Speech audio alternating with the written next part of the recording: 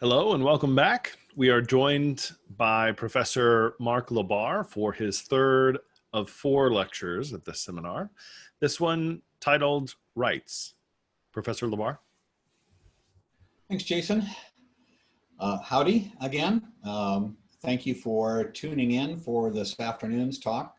On Wednesday, I talked about conceptions of equality as a social ideal and kind of built on layers of criticism of originally John Rawls' conception in the theory of justice to what have come to be known as Luck egalitarian views, on to what have come to be known as relational or democratic egalitarian views, and finished finally very cryptically at the end by saying that we ought to be most interested in a conception of equality that I'm referring to, for lack of a better name, as equality of authority. And I indicated that I would try to flesh out what that came to a bit in today's lecture and in my lecture on Sunday afternoon. So that's what I want to do today. And I want to create this entry by thinking about rights and the nature of rights and thinking about how to assess what rights we have. So this is, the big picture is that this is a fleshing out of the notion of equality of authority. But I think that if we connect the notion of equality of authority with the notion of rights, that's really helpful in understanding both. And in particular, it's helpful in getting a grip on the thorny questions of which rights we should acknowledge, as claims of rights of all different kinds are pretty much everywhere. And hopefully what falls out of that then also is a bit more determinate notion of equality of authority and what I mean by that. So why think about rights in the first place? Well, as I say, everybody believes in them. Rights, appealing to rights is a very powerful rhetorical calling card. So if I tell you that it's not just good that you just do something for me, but that by right you should do something for me, or I have a right to you doing something for me, rhetorically that's powerful. It lays a claim on you. We'll be talking a little bit more about the nature of those claims, but it's clear that I think that I've upped the ante in terms of the moral content of what I'm asserting. And people want to up the ante in that way at lots of points in lots of different forms of social discourse. So rights are a really handy form of moral communication or moral concept for negotiating those kinds of social issues. Partly in consequence, we disagree about what rights we have. That I think is obvious. So to make progress, I think we have to go beyond just asserting that we have rights. We need a way of thinking about rights in such a way as to be able to think constructively about what rights we have. Once we do that, I think it's evident that the cases for some rights are going to be better than the cases for others. I'm going to try to do that at probably a fairly high level of abstraction today by thinking about what rights are and what they signify, again with the notion of equality of authority in the background. That's what's I'm going to appeal to do the work. So my plan is to say what rights are, that is try to do an analysis of the concept, see what it means to have a right, and then turn to consideration of what rights we ought to be seeing ourselves as entitled to. Before I do that, I want to frame the discussion in a particular way that's not going to be any big surprise, probably to people who've done much moral or political philosophy. Sometimes it's a surprise to people who have not, or people coming from other disciplines. So in some disciplines, or I suppose some discourses, it's common to think of rights as a kind of connection that we can have with stuff in isolation. So the right that I have to something is about a relation between me and that thing. Rights are relations we have with stuff in the world. So Robinson Crusoe, alone on his island, can have rights to stuff that's there on his island, even though he's the only one there. That's a strange kind of relationship to think about. It's problematic in lots of ways. There's certainly critics that rights so construed make no sense. I think those critics are absolutely right, but that just shows that's a really bad way of thinking about rights. The way that we're going to think about rights is that they're matters of moral relations between people. So rights to stuff are not signifying a connection between me and that stuff. They're signifying the nature of the moral connection that I have with you and you with me, in particular with regards to that stuff. But the bottom line is a relation between individuals. There's an analytic framework for thinking of rights that's been around now 100 years or so, that comes from the work of legal scholar Wesley Hofeld. As I say, this framework was introduced as a tool for thinking about legal rights. But as it turns out, it works perfectly well for moral rights. And I think pretty much everybody working in the theory of rights is deeply indebted to Hofeld for providing a really pretty crisp and clear analytic framework. So in Hofeld's view, when we talk about rights, we're talking about not any one thing, we're talking about a kind of thing. And that kind of thing exists in four particular forms.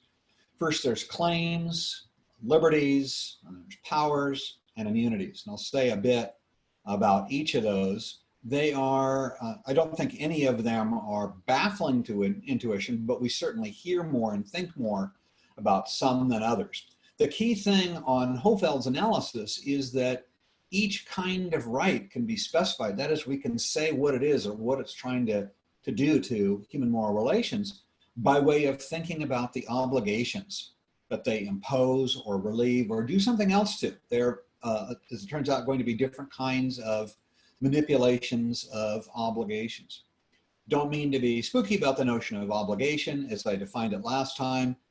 For our purposes, we can think about obligations just as being duties, moral duties, that one person can hold another accountable for fulfilling. That's all that we mean by obligations.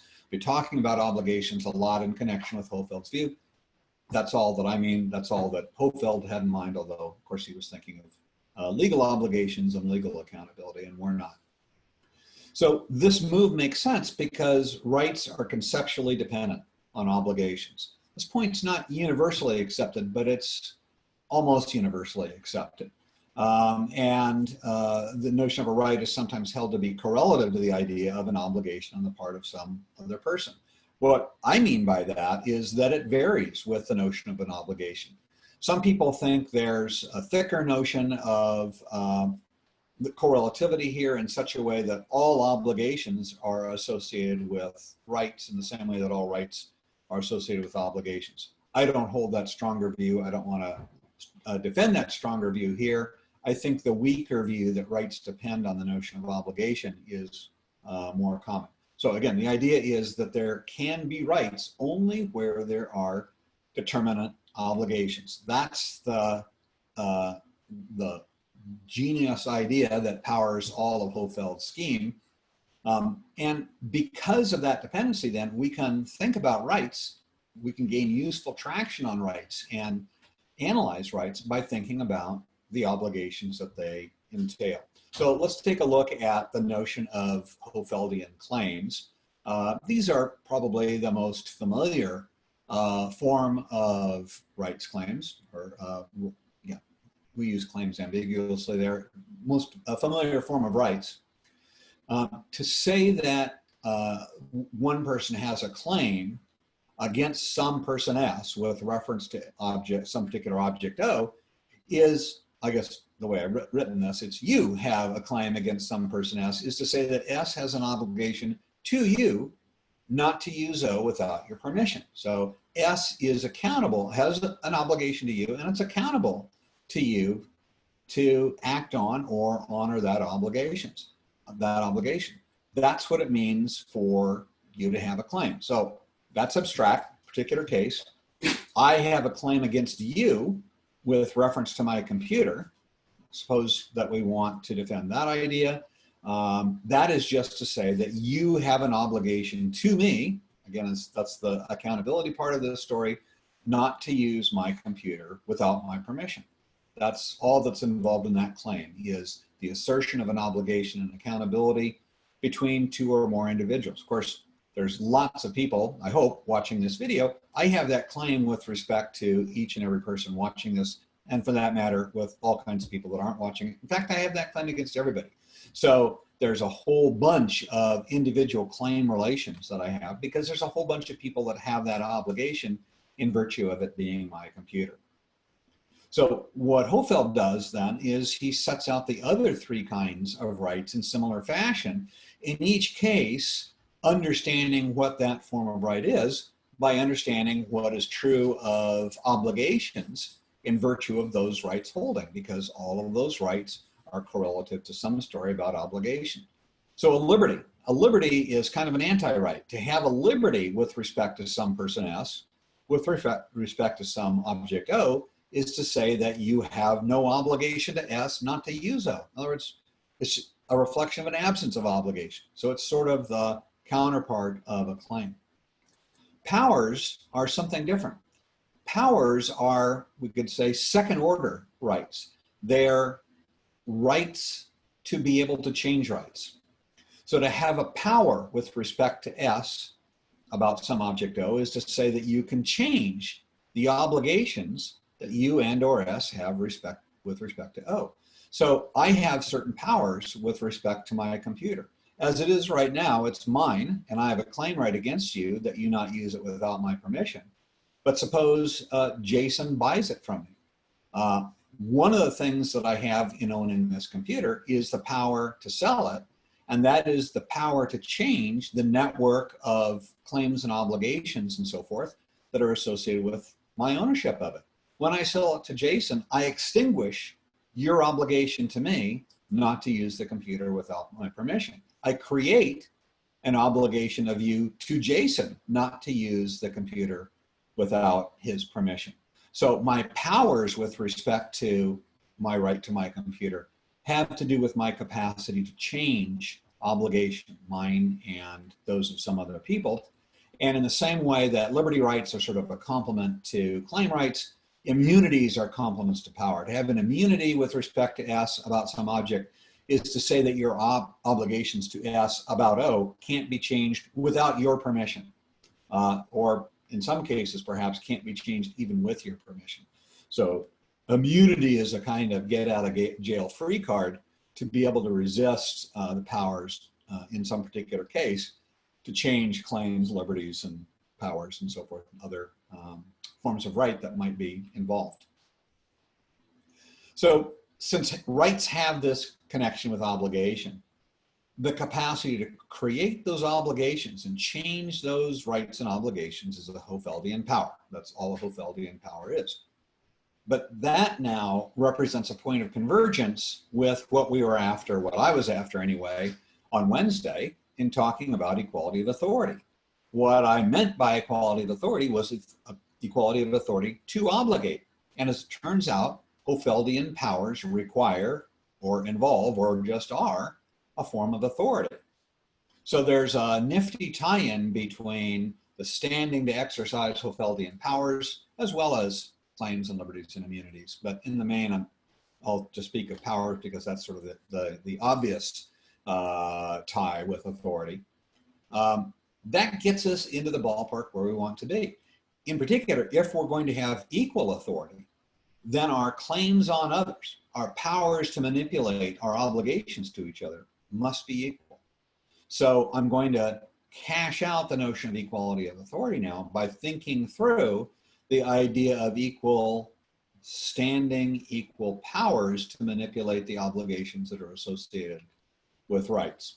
And my claim is that going at things that way will give us a test. On putative rights, we can look at the rights that people want to assert and gain some insight into whether or not we ought to accept those suggestions. So as a first step, I want to look at a point that's common in a lot of discussions of rights, that different kinds of obligations track different kinds of rights. So we might distinguish between obligations to do certain things and obligations not to do certain things. And that distinction is popular for, or that distinction is the basis for one popular distinction among rights between positive and negative rights. You see this distinction made quite often. I don't think it's completely misguided, but I don't think it's the most helpful distinction either. And I want to say a bit about that. So the basic idea is that positive rights are rights that correspond to obligations that others have to do something for us. So if you have a right to go hungry, that means somebody else has an obligation to provide you with food. You have a claim on them that they feed you. Negative rights, on the other hand, correspond to obligations others have not to do or to refrain from doing something. So you have a right to be battered. And very likely the easiest explanation of that or understanding of that is to say that you have a claim that others not batter you, and that means they're obligated not to batter you. So it's an obligation they can satisfy by doing nothing, as Adam Smith observed about, he made that claim about justice, but we can see how that is because it's an obligation not to do something. And it's really easy not to do all kinds of things at the same time. So I mentioned that I'm not a big fan of this distinction. It has, I think, two problems.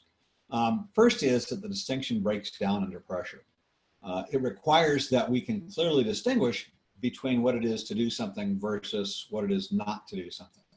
And kind of at first glance, without thinking about it very hard, that seems like an obvious distinction, which is, I think, why the positive negative right distinction is so popular. But as it turns out, it is really difficult to do.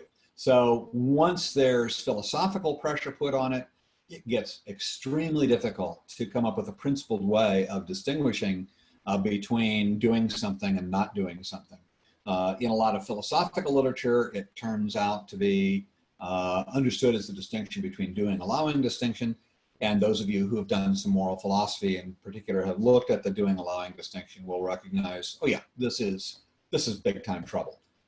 So we can talk more about that in Q&A if you're interested.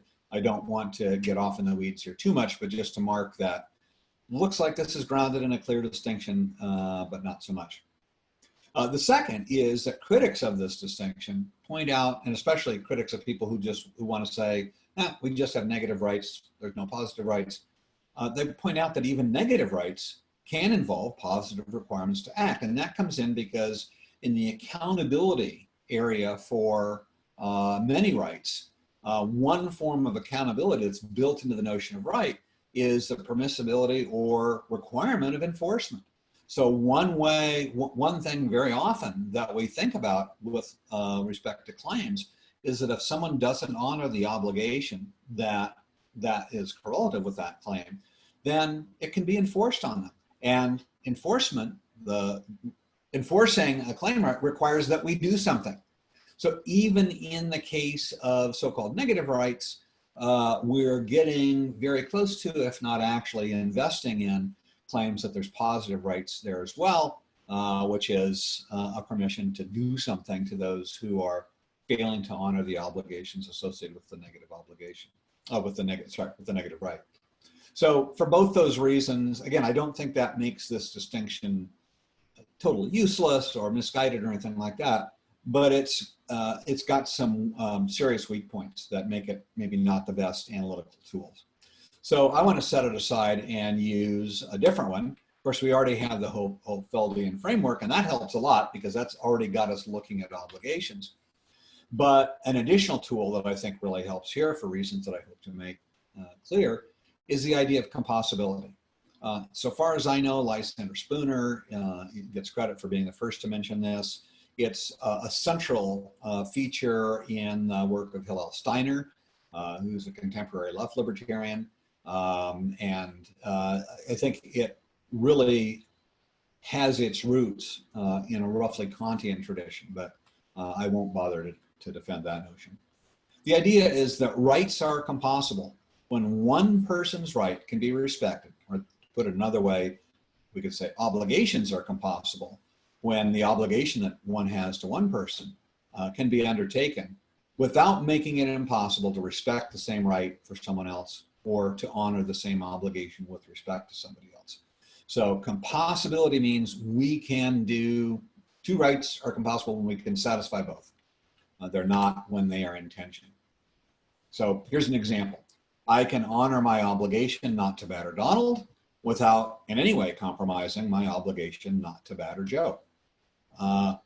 Perfectly easy to do both. But if I give food to Melania, supposing that she has a right not to go hungry, or a right against me, claim against me that I feed her, so that I have an obligation to feed her. So if I have an obligation corresponding to her right not to go hungry, so I'm required to give food to Melania, I no longer have it available to give it to Jill to satisfy the obligation similarly that I might be thought to have to see that Jill does not go hungry. So in the second case, unlike the first, my obligations are not compossible. And that's a signal that the rights in the second case are not compossible. So given what I've been doing, that's a really interesting finding, or a really interesting discovery, because compossibility, the compossibility of rights and obligations, allows for equality of authority in a way that's not possible when compossibility fails for claims or obligations. So in particular, we can think of ourselves as equally authoritative in imposing the obligations that correspond to compossible rights. So all of us can assert claims and powers and so forth that are compossible in a way that's not possible if we have to give up compossibility. We can obligate each other equally in our compossible claims and powers, and that's a manifestation of equality of authority. So Donald and Joe we can think of as being equally authoritative in the obligations they impose on us not to batter them. Not just Donald and Joe, but me and you and everybody else. We're all exactly equal in imposing that obligations on others. With non-compossible rights, that's not the case. Now the rights of some can be respected, or the obligations correlative to those rights can be served only by according lesser authority to others. We have to choose between providing the food to Melania and providing the food to Jill. We have to figure out which of those obligations is more binding on us, which is more powerful.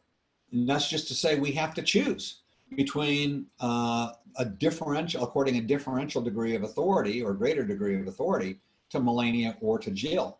But what's clear is they can't be equal because we can't simultaneously satisfy both. So that means that recognizing positive, I'm kind of going with incompossible here, a positive right not to go hungry means that we can't be equal in our authority to obligate. And the way that I think about it, that's a great reason, or a proof even, that the kind of right involved in a right not to go hungry can't be compossible, and that means we should reject it, because recognizing it is incompatible with seeing each other as equal in authority. So if we're going to be equal in our authority to obligate others, we have to be equal in our rights. If we're going to be equal in our rights, the rights that we have to be compossible rights. That's sort of that's the upshot of thinking about rights in light of equality of authority. What rights do we plausibly have if this is correct? Well, actually, as it turns out, shockingly, it's sort of the list of rights that have featured in classical liberal thought from the get-go. We have rights, that is claims and powers, also liberties and immunities, but that's messier. I'm just going for the intuitive idea here. We have rights to non-interference with our bodies and bodily integrity. We have rights to our labor. We have rights to acquire and hold property. We have rights to obligate ourselves voluntarily through contract. So all of those are compossible rights, at least I think if properly understood. So how about property? How does property get in on this story? Maybe you can see it. It's kind of obvious, I suppose, with bodies and bodily integrity, and maybe with labor. Property is trickier. But property rights, like all rights, are not relations with stuff. They are relations with other people. And in particular, they are ways in which we obligate other people. So my property right in my computer obligates everybody else to leave it alone. So my asserting that that computer is my property is a way of my asserting that you have an obligation to me not to use it without my permission. But I can make that kind of claim only in a system of property rights that affords you precisely the same authority to make claims against me with respect to stuff. So you can claim property of your own and in so doing assert that I have an obligation to you not to interfere with or use your stuff without your permission. And the fact is that we are embedded in the fact is, if we're in a good system of property rights, is that we're embedded in a system in which each of us has the standing to make such claims. We have equal authority to obligate each other with respect to stuff in the world. Each of us has equal standing to make, honor, be accountable for honoring those kinds of obligations. So a system of property rights that does that kind of work is a reflection of our equality as moral authorities, as having equal powers. What about contract? Libertarians, I think, routinely overlook the significance of contract and are really insistent on the property rights story. I don't have any problem with the property rights story, but I think the story about contract is equally important and maybe in some ways more fundamental because set aside complex worries about scarcity and relations with stuff in the world. Contract is a story about naked relations of obligations to one another, the moral powers that we have to create and change obligations, to hold others accountable and be held accountable for them. So contract is just, all contract is an expression of our authority to obligate and manipulate obligations. That's all it is. So some way it's sort of the clearest, simplest case of what we're interested in with respect to rights. Contract is the primary way that we voluntarily obligate ourselves to others and thus exert our moral powers. And of course, that means that for others to see us as having that capacity, they have to respect us as having that authority over ourselves, as having the capacity to obligate ourselves in that way, as being accountable to them for what we obligate ourselves to them to do, and vice versa. So I claim it's a matter of basic respect for others to see them as capable of obligating themselves and being held accountable for the obligations they take on. It's worthwhile noticing that with minors, those under a certain age, legally, we don't accord them this respect. We think they can't be held to their promises. And that's a form of respect that we confer on what we take to be the population of competent adults, but we withhold from those that we think are lacking something essential to moral agency. So, conclusion, if we think about compossibility as sort of a bridge concept tying together equality of authority and rights, we get a clear idea, I hope, of what the ideal of authority looks like and also what it can do. If I'm right about this, it's doing us a service in helping us think about the really important moral category of rights, which is a really vexed discourse.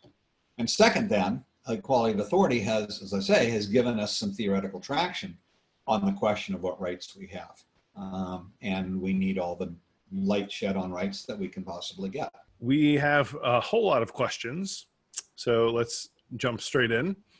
Is the Hofeldian understanding of liberty similar to Isaiah Berlin's concept of negative liberty? I would say no. Well, there are similarities, but they're certainly not identical. So Berlin is actually probably one of the best known proponents of a distinction between positive and negative liberty. But his way of formulating it actually is one of the places where people have gained insight into how difficult it is to sustain that distinction. So Berlin himself was not capable of sticking to a single story there. He defines it one way, the distinction one way in two concepts of liberty. And then in later work, he goes back and he says, yeah, I totally screwed up. That's not going to work. Here's what I mean. And it turns out he makes this exact same mistake in a new way doing that, that his distinction collapses. So Berlin would be an example of somebody who's really wanting to make the positive negative liberty distinction work. And I'm persuaded that it won't work. And some of the arguments for that have to do with the critiques of Berlin. There is a lot of overlap, though. I mean, as a generalization, it is the case, I think, that most of what people are thinking about when they're thinking about negative rights turn out to be compossible. And most of what people are thinking about when they're thinking about positive rights turn out to be incompossible, but not exactly. And where they diverge, I think, or I guess I would say, I think the moral problem or the moral issue with the rights that people don't like because they're positive is they're incompossible. That's a deep moral problem. And it's a great moral virtue that of a particular form of rights that it become possible. And that's the sort of virtue that they want to think negative rights in. So I think moving to compossibility gives us what most people, including Berlin, wanted with positive and negative rights, but in a way that it's not, I don't want to overrepresent it as making issues trivial, because working out what compossibility, when compossibility is realized, when it isn't, that's no picnic. And there's a lot of work to be done there in the case of particular rights. But I think there's a lot more promise for it holding up under the rigors of argumentative pressure than the positive negative distinction. How many rights are compossible? Are all rights compossible? Are rights, conflicts illusory? I think conflicts between compossible rights, yes, those, if we think, put this way, if we think there's a genuine conflict, then what that's telling us is the obligations associated with these rights can't be simultaneously satisfied. And that just is a definition of incompossibility. So what rights pass, so I sort of gave you a little list of the rights that I think pass the test or have a very good chance of passing the test. To some extent, how many there are is sort of a matter of how we individuate rights. So is the right to bodily integrity the same as the right not to have somebody take a chainsaw to my arm? Well, I mean, are those two rights or one aren't? Yeah, I don't know, kind of depends what we're counting. But I think it's actually going to be difficult to extend that list, at least with respect to moral rights, in ways that turn out to be compossible. We might add on, or it's a complex case, what we want to do with so-called positive rights. This is another reason for abandoning the previous negative positive distinction. There's a different distinction between so-called natural rights, that is rights that we have in some way by nature or in some way pre-politically, and those that we have in virtue of being posited by some political authority. So we might say, geez, is the right to vote a compossible right? Well, probably. If we are in a legal institution that says, yeah, everybody can vote and your capacity to vote is not impaired in any way by my having that capacity, that turns out to be a compossible right. So we can maybe multiply rights by thinking about positing systems of rights in other ways or in given domains. But in terms of sort of rights by nature or rights without that kind of imposition of a legal or political order, if you have examples to think about, I would welcome hearing about it. But I think that list those are the ones that strike me as being plausible. And I should say, and historically, have really been at the core of classical liberal political thought. How do compossible rights get enforced? It depends on the right. And here it really matters. Here, one thing that really matters is the distinction between legal and moral rights. So one compossible right that we might think that we have, I'm not sure we do, but let me try this one on for size to demonstrate a difference. One right might say, yeah, we have this right and it's compossible, is a right to be told the truth by other people. So if we have that right, then others would be violating that right. They'd be violating our right when they lie to us, let's say. Now, in law, well, suppose that Jason says, hey, I have to tell you, I think you are the best online seminar speaker I've ever seen. Okay, so Jason's lying to me. He's violated an obligation to me. And I might say, well, what kind of enforcement is there? In the moral case, where people lie, especially where people do it habitually, there's lots and lots of social sanctions that we bring into play. And one guy who's really good in sort of thinking through, recognizing and working through a lot of these is John Stuart Mill. Mill is really keen on the varieties of social sanctions that we bring to bear on other people. But if Jason lies to me, I'm like, Jason, just don't do that. Don't be a jerk. And other people might say, that Jason, he's always given off this hyperbole, and he's just kind of a weenie that way. So if Jason does that a lot, he's going to feel it in some way, especially with people that are around him a lot. No, so there's various forms of social sanction that might be brought to bear. Probably not very much, because that's not really a very deep or powerful or important obligation. If I say, Jason, that's a flat out lie, and I'm taking you to court, buddy, I'm going to sue you. Well, guess what? There isn't going to be any lawsuit, because what Jason's done is not violate any legal obligation. The law doesn't recognize that there's that kind of obligation not to lie to me, except in very specific circumstances, right? If we're doing a contract and Jason represents that he's actually Alfred E. Newman and he signs a contract, okay, now there might be legal repercussions. And certainly in law, if Jason sits on the witness stand and swears his oath, and now he fudges a little bit in talking to the judge, Jason is going to have a problem with the law, because the law does say, yeah, you got to tell the truth when you're on the stand and I'm taking this oath. So enforcement is going to vary in those different contexts, and it might vary. I mean, so that's sort of this little white lie that Jason might have told me.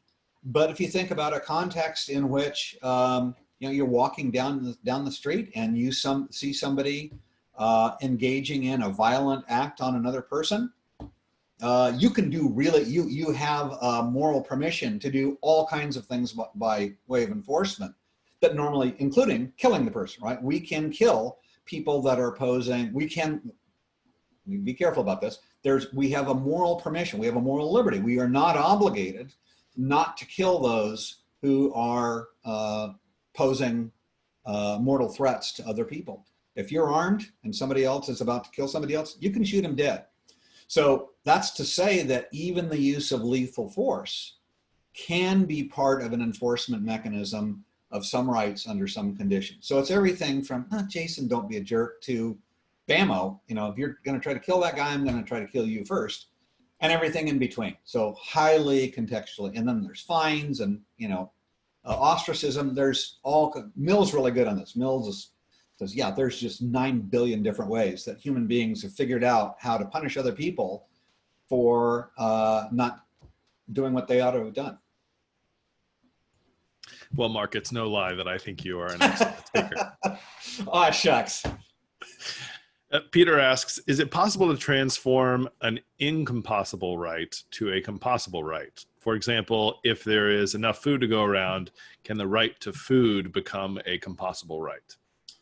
Yeah, that's a great question, because I mentioned that it may be difficult in particular cases to maintain that compossible, incompossible right distinction. And that's a really interesting way to do it. We qualify what we mean in specifying that right in such a way that it turns out to be possible. So now I don't owe it to say, your right not to go hungry.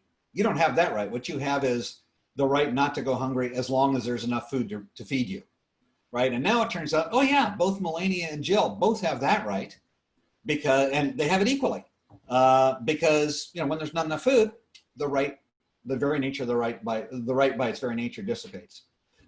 So I think we can fudge that, and I don't think there is. I'm skeptical that there's a handy dandy formal way to show that or to block that move. What I think about it, though, is that when we start making that move, the first thing, we know why we're doing it. We know we're trying to pull a right back from the brink of incompossibility. And number two, when we do so, we're kind of giving up on the basic idea of the interests those rights are trying to serve. So if you think about Melania and Jill, thinking that they have rights not to go hungry, what we care about in both Jill's case and Melania's case is not that they have an interest in not going hungry provided there's enough food. Their interest is in not going hungry. So there's different views as to what rights are grounded in. I think the one that has the most staying power under certain conditions, at least, is the so-called interest theory of rights in which the rights that we have, the obligations that are associated with rights, those rights are grounded in people's interests. And I think if we start manipulating the content of incompossible rights in order to render them compossible, we end up doing that only, so to speak, by jerking them away from the grounding that they have in things that are recognizably people's interests. So as I say, it's really easy to see why people have an interest in not going hungry. It's really unclear in what sense we have an interest in not going hungry when there's enough food to feed everybody. I don't really care. I care about not going hungry, period. And so there's sort of the point of the right gets lost when we start qualifying it away. But I think that's a super question, and that's probably one of the places where the hardest work has to be done in thinking through. I mean, I picked an easy case, but there might be cases in which it's much more difficult to say exactly what the interest is, and so it would be a much greater challenge to try to fend off that worry that we can just keep shaving at the edges until everybody can have this right at the same time. So last question about compossibility for the moment. What do you think of Feinberg and Thompson's doubts about the compossibility of rights? I would think more about them if I knew about them. So I would welcome whoever's raising this question to drop into the notes the place in Feinberg. So I have great respect for Feinberg. So my reaction would be, I want to see that and think that through. And I'm assuming that this would be Judith Thomson. I'm not sure where, maybe from Realm of Rights. I would welcome having you point me to that too. I don't recall her mounting a criticism of it, but it's been some years since I looked at it. So I mean, I'm very happy to recommend her book, The Realm of Rights. It's absolutely terrific. And actually, that's the work through which I got to feel comfortable working within the Hofeldian framework and grasp its kind of power for thinking these things through. So I don't know those criticisms. I would be very appreciative of pointers to where they raise them so I can think them through. Great. So if the anonymous attendee who asked that question would drop in those references, we would appreciate it, and we will pass those along. Absolutely. Is there a right to not be offended? I don't think so. And yeah, obviously that's a really timely question. I think not. And by the way, one person who's terrific on this is Judith Jarvis Thomson in that very work that I was just talking about, The Realm of Rights. So she distinguishes, so she thinks very often it's plausible to think that harms, we do have interest in not being harmed, no question about it. But she thinks we have to draw a distinction between two different kinds of harms. And the way that she draws that distinction is between what she calls belief-mediated and non-belief mediated distress or harm. So if I get my chainsaw going and have at Jason's shoulder, I am going to do Jason serious harm. And it doesn't matter what Jason believes about chainsaws or his arm or anything else. He is just harmed when I chop off his arm. So that's an instance of non-belief mediated harm or distress. And Thomson thinks those are the harms that we have rights against, claims and these other sort of things. Belief mediated ones, she thinks we don't. And the reason is that we're responsible for what we believe. And in the case of a right not to be offended, that would involve holding other people accountable for the harm that you feel that you've experienced, or to be more generous, the harm that you do experience, but you experience in virtue of other background beliefs that you believe come to the relationship. And if you think for a moment, suppose you accept the idea of a harm against,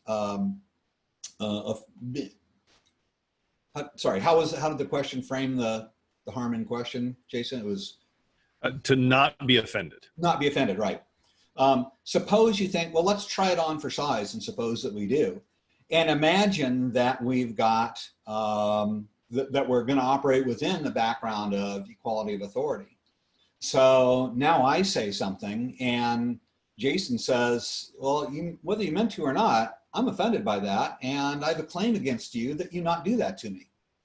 Well, I've got the same authority. I said, Jason, whether you intended to or not, in claiming that I offended you, you offended me. And I have a claim against you that you not do that.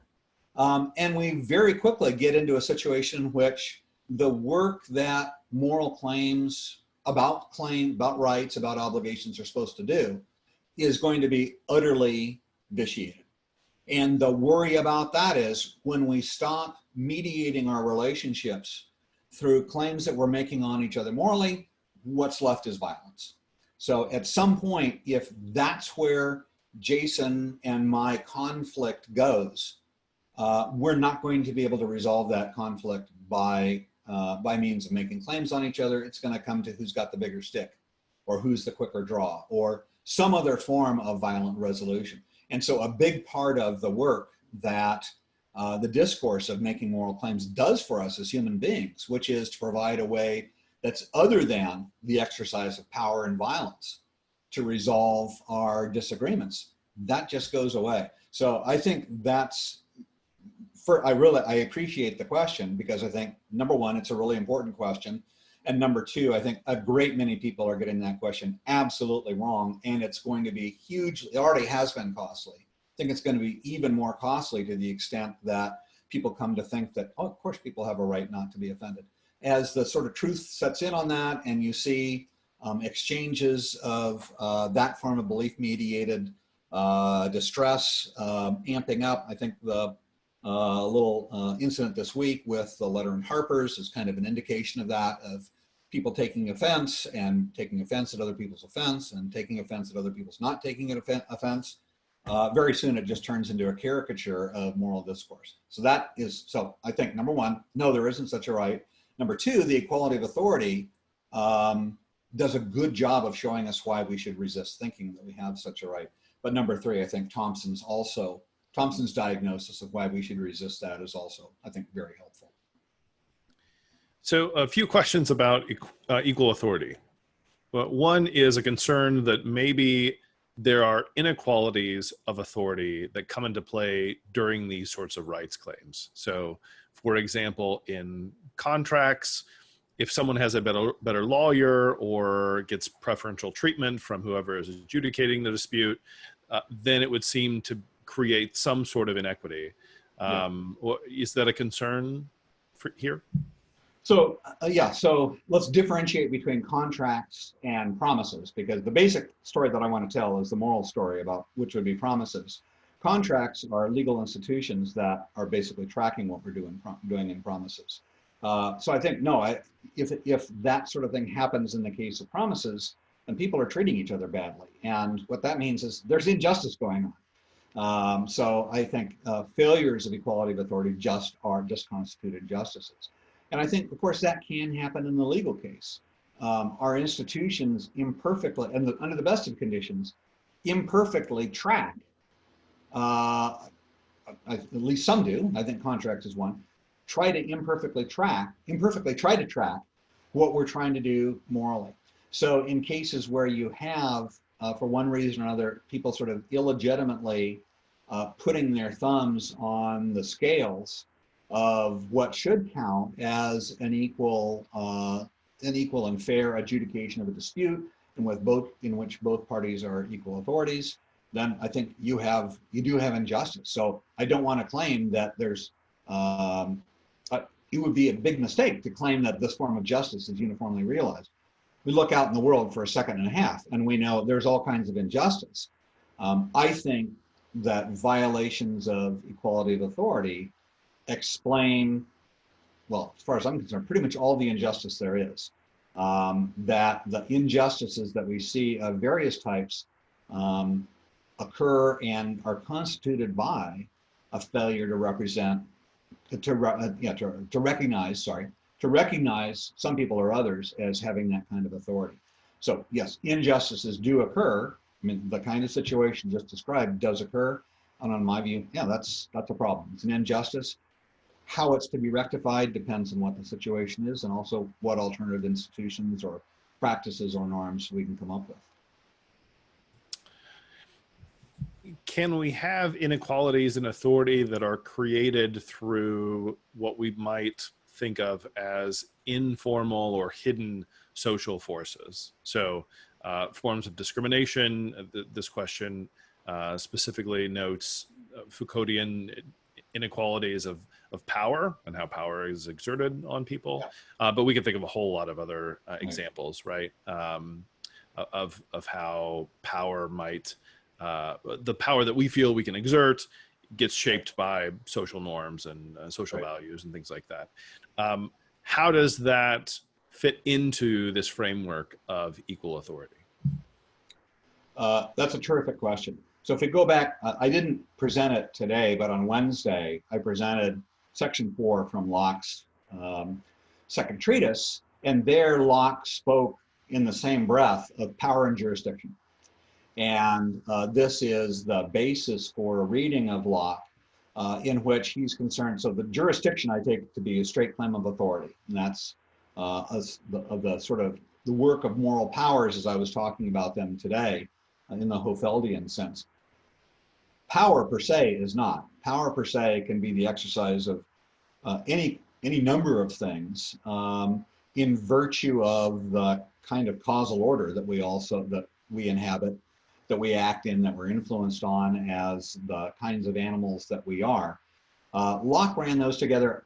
I think the question reflects an interest in understanding whether or not they can intelligibly be pulled apart. I think we do have to pull them apart. I think they can be, and we do. But it's tricky. The argument that I want to make, so people are susceptible to power in lots and lots of different forms. Everything from overt threats of harm, the sort that are very common by way of exercises of something like proto-authority in the great apes, to connivance, to the power of rhetoric. Plato's dialogue, Gorgias, goes on and on about the power of rhetoric, which is the capacity, a power now to persuade people to change their minds without having any appeal to the facts. So rhetoric is portrayed as a wonderful thing because you can get people to do what you want without having to have any knowledge of whatever it is you're supposed to be talking about. And Socrates' interlocutors there are going on and on about how great it is. And Socrates is like, why would you think that's a good thing? That's enormously destructive. And it doesn't have anything to do with what we actually want anyway. So leaving aside Plato, the point is already the power of rhetoric, because we're language using animals, is huge for us. There's power of charisma. There's all different forms of power that relations between human beings can take. I think moral authority is distinct from all of them. And the kind of move that I want to make about the relationship between what I'm talking about, equality of authority, and the jurisdictional part of Locke's discussion, I think I'm on the same wavelength with Locke there. The relationship between that and power in Locke's discussion, or power in the worries about social institutions and social norms that people are rightly worried about, that relationship is this, that power is okay when it works under the authority or it's congruent with norms of equal authority. And it's really problematic when it's not. So the places, I think, if we start thinking about worries about not necessarily unequal power, but because unequal power is an obvious feature of human life, but where it really begins to worry us, I think those occasions are occasions on which we think the tethers of obligation, and in particular equal obligation and equal and reciprocal obligation, those tethers have been loosed, and now it's just naked power. And yeah, naked power is extremely scary. So I want to say the real touchstone here is equality of authority, and that can help us think through what relations of power or rank or status or hierarchy, because all of those are really important for democratic egalitarians. I think the democratic egalitarians are onto something, but in order to get it to make sense and to distinguish between those that we should worry about and those that we shouldn't, we have to appeal to equality of authority. What are the advantages of equality of authority over other conceptions of rights, like self-ownership and or natural rights? So the question about natural rights is really difficult because that term refers to such a large panoply of ideas that it's difficult, that don't have very much in common other than the name. So it's difficult for me to say. I'm not sure what to say about that in specific form. I mean, one understanding, the argument that I'm making is for equality of authority. You can construe that as a matter of natural right. Kant claims it's an innate right. He carefully steers clear of the idea, of the suggestion that it comes from nature. But in one sense, it's natural. If you think about the natural as being pre-political, that's what Kant means. That's what I mean. Self-ownership is fine, but unfortunately, that term has been, as with capitalism in the hands of Marx, self-ownership almost always is characterized in a way that draws on the work of its critics. So what you very often see if you go and sort of look for papers on self-ownership, mostly what you'll see are papers that are beating up on self-ownership as a caricature of a plausible defense of anything like the kinds of rights that I think Locke was interested in, that I'm suggesting that we have to bodily integrity, rights to labor, rights to engage in property regimes, to contract. So I don't have any, in fact, I think one way to describe the bundle of all those that has to do with, especially with control over myself, is to describe that as self-ownership. But that term has really gotten abused out of, I think, probably almost out of usefulness in most of the philosophical discourse. But there might be a usage of it that I would have no quarrel with. We have time for one last question. Whenever I hear super elaborate technical frameworks in moral philosophy, parentheses like this one, it makes me start feeling like a moral skeptic. Labar's thoughts? Question mark. Well, so I think first, your threshold for super sophistication is really low. So the two sophisticated parts of this talk, what I've been arguing for, one was the Hofeldian framework, and it's true that does come from law, and it's got some teeth to it. It's got some body. And there's some complexity to it. On the other hand, it has been massively, massively helpful in law, and I think in moral philosophy as well. And it's just a staple of pretty much any scholarly work on rights is deployment of Hofeld's framework. The other part is composability. And yeah, it's true, that is a technical term. I think the concept is not very sophisticated. And that too is borrowed from Kant. It does show up in the rights literature, say going back to Spooner. Steiner uses it. So it's one that's familiar there, and it's familiar in other contexts where we think about normative demands. So I am appreciative the more complex things get. I think that the heuristic start worrying more, the more the complexity gets layered on. I think that's probably a pretty good heuristic, but I'll plead innocence in this case, at least comparative innocence. You know, it is moral philosophy after all. And what are they going to pay me the big bucks for if I don't complicate it? So that's the best I can do.